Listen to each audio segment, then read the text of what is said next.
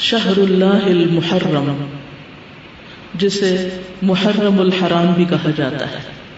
محرم کا لفظی معنی ہے حرام کیا گیا، یعنی جس مہینے کی حرمت ہے، جس میں بہت سے ایسے کام حرام کیے گئے ہیں جن کو ایک مسلمان نہیں کرتا یا ان کا کرنا اس کے لیے حرام میں آتا ہے۔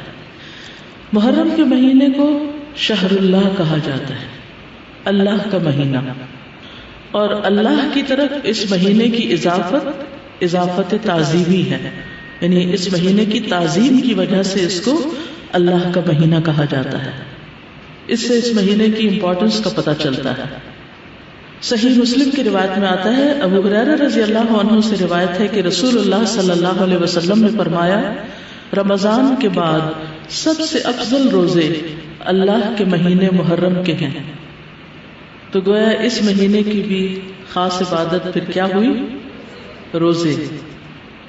عشر ذی الحجہ میں تو پہلے 9 دن کے روزے تھے، لیکن اس میں پورے مہینے میں سے جب بھی آپ چاہیں روزے رکھ سکتے ہیں۔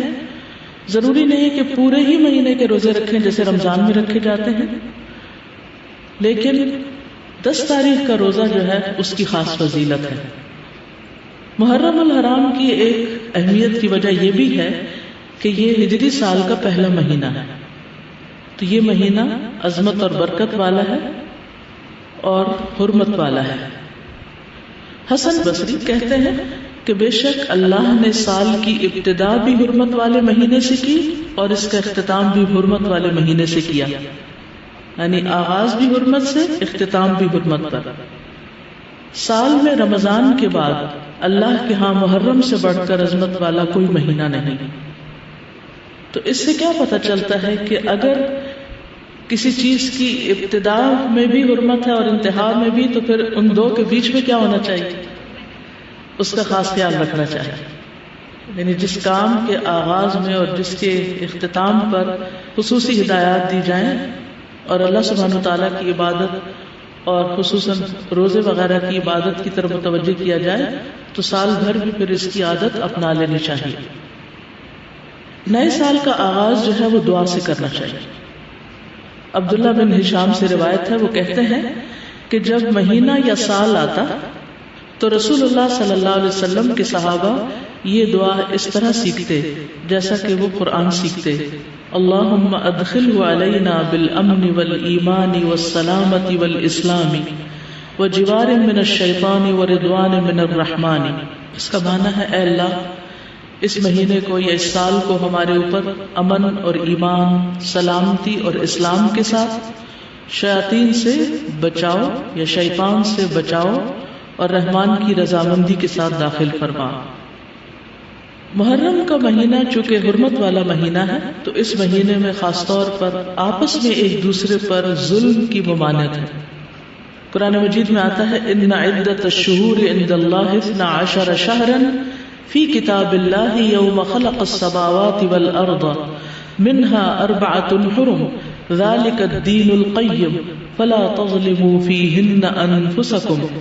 بے شک مہینوں کی گنتی اللہ کے نزدیک اللہ کی کتاب میں 12 مہینے ہیں، جس دن سے اس نے آسمانوں اور زمین کو پیدا کیا، ان میں سے 4 حرمت والے ہیں، یہی سیدھا دین ہے، سو ان میں اپنی جانوں پر ظلم نہ کرو۔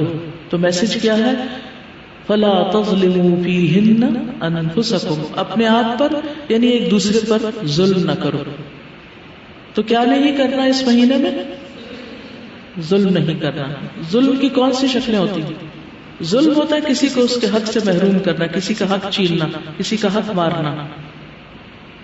اس کا یہ مطلب نہیں کہ باقی مہینوں میں ظلم کر سکتے ہیں، اس کا مطلب یہ ہے کہ دوسرے مہینوں کی بنسبت ان حرمت والے مہینوں میں ظلم بہت بڑا گناہ اور بوجھ ہے، اگرچہ ظلم ہر حال میں بہت بڑا گناہ ہے، مگر اللہ جس کام کے گناہ کو چاہے بڑھا دے، جیسا کہ اللہ جس کام کے اجر کو چاہے بڑھا دے۔ یعنی وہی نماز ہوتی ہے، وہی صدقہ خیرات ہوتا ہے، لیکن عشرہ ذی الحجہ میں کیا ہوتا ہے؟ اس کا اجر کئی گنا بڑھ جاتا ہے۔